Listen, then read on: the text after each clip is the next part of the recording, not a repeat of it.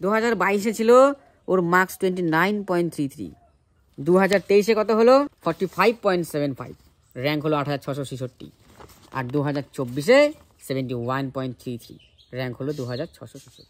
আমি এখন আছি নিরুপমা দাসের বাড়িতে। এর জিএমআর র্যাঙ্ক 2666, এসসি র্যাঙ্ক হচ্ছে 596।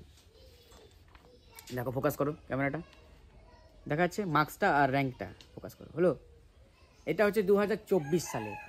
আমার কাছে আরও দুটো র্যাঙ্ক কার্ড আছে, এটা আমি বলবো।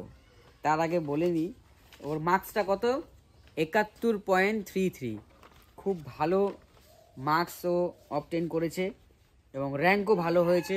ও গভর্নমেন্টে জিএনএমে চান্স পেয়ে যাবে, জিএনএম শিওর হয়ে যাবে, তুমি জিএনএমে অ্যাডমিশন হয়ে যাও, ঠিক আছে?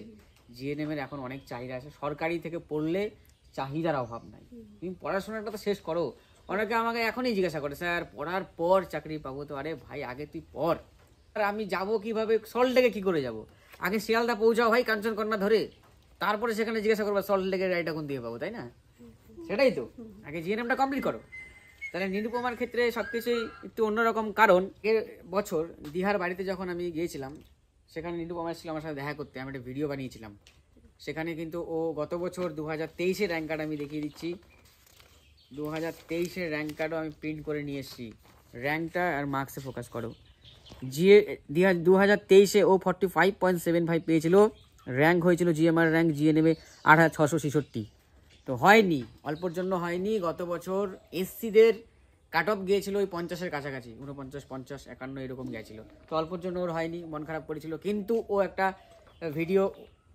ভিডিওতে ও ছিল গত বছর, সেই ভিডিওতে কিন্তু ও বলেছিল যে চাইলে আমরা অনেক কিছুই করতে পারি। আমরা বলতে কারা? বিবাহিত নারীরা। কারণ দেখো, 2021-এ ওর আমি প্রগ্রেসটা দেখাবো। 2022-এ দিয়েছিল পরীক্ষা, 2022-এ ছিল ওর মার্কস 29.33, 2023-এ কত হলো 45.75, র্যাঙ্ক হলো 8666, আর 2024-এ 71.33, র্যাঙ্ক হলো 2666।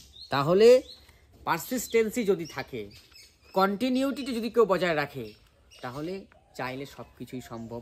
সেটা কিন্তু প্রমাণ করে দিচ্ছে নিরুপমা।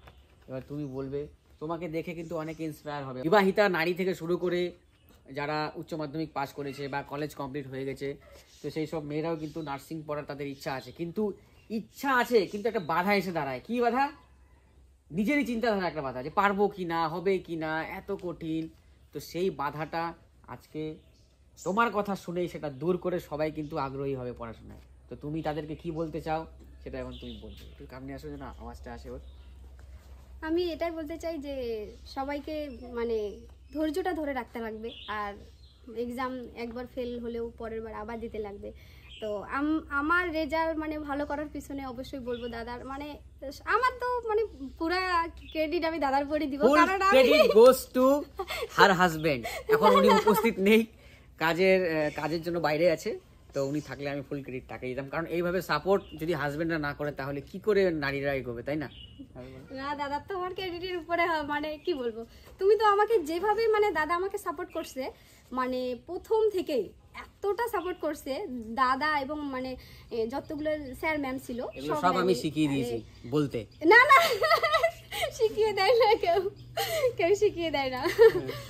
তো দাদারা এত সাপোর্ট করতো আমাকে, যে পার্সোনালি বিশেষ করে মানে প্রতিটা স্যার ম্যাম মানে আমাকে পার্সোনালি খুব হেল্প করতো। ম্যাথ স্যার মানে দাদা তো অবশ্যই প্রথমে ম্যাথ স্যার যেরকম বিশ্বদা, তো বিশ্বদা তো মানে কি বলবো, মানে খুব মানে সাপোর্ট করছে। আর ম্যাম ছিল, স্যার ছিল, ওরাও খুব সাপোর্ট করতো আমাকে, যে পার্সোনালি ফোন করে জিজ্ঞাসা করতো। আর আমার যদি কোনো প্রবলেম থাকতো, আমি প্রতিদিন মানে যখন যা প্রবলেম থাকতো তখনই আমি মানে মেসেজ করতাম, অথবা ভয়েস মেসেজ করতাম, অথবা ফোন করতাম। তো তখন যদি না পায় সময়, তো একটু পরে আমাকে রিপ্লাই দিত বা ফোন করে বলে দিত যে এটা এরকম হবে আর কি। মানে এতটা সাপোর্ট করতো যে সত্যি মানে দাদাদের সাপোর্ট না থাকলে আমি পারতামই না। আর সে তো দেখো, সাপোর্ট তো আমরা অনেককেই করি, সবাই তো চান্স পায় না। নিশ্চয়ই তোমার মধ্যেও সেই ইচ্ছাটা ছিল, সেই খিদাটা ছিল, সেটাও থাকতে হবে। আর যেটা তোমরা ভয় পাচ্ছ যে পাবো কি না, সম্ভব কি না, বিয়ে হয়ে গেছে, বিয়ের পর সম্ভব কি না, সেটা তো দেখাই গেল। নিরুপমা সেটা দেখিয়ে দিল, করে দেখিয়ে দিল, তাই না? সেটাই তো। এবার হচ্ছে জিএনএমটা পড়ো মন দিয়ে, 3 বছর পড়াশোনা করো, তারপর পড়াশোনা কমপ্লিট হয়ে যাবে, তারপর নেক্সট টার্গেট হচ্ছে একটা ভালো গভর্নমেন্ট জব, তাই না? তো আমার কোচিংয়ে যারা, আচ্ছা তোমার বাড়িটা যেন কোথায়, কি জায়গাটার নাম?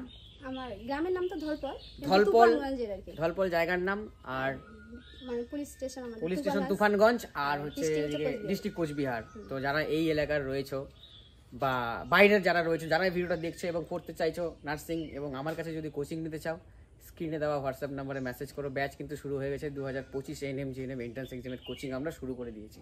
আর ভেবে অত লাভ নেই, এত ভাবলে হবে না, করে দেখাতে হবে, যেটা নিরুপমা করে দেখিয়েছে। তাড়াতাড়ি স্ক্রিনে দেওয়া হোয়াটসঅ্যাপ নাম্বারে মেসেজ